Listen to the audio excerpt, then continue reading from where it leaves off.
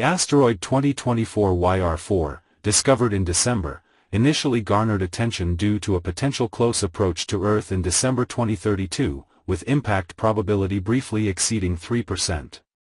However, as more trajectory data became available, the risk of collision with Earth was ultimately ruled out.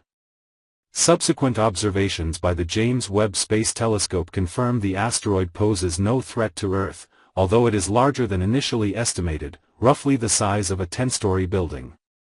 While the Moon remains within its uncertainty region, experts assess that even with the revised size, any potential lunar impact would not cause significant repercussions for Earth.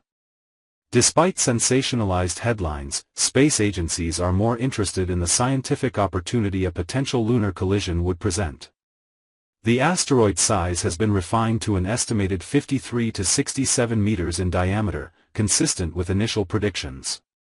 Currently, the European Space Agency monitors around 200 near-Earth objects, NEOs, none of which pose an immediate threat. The primary concern lies with yet-undetected asteroids, particularly those approaching from the Sun. Efforts are underway by both ESA and NASA to develop instruments capable of detecting these currently elusive objects.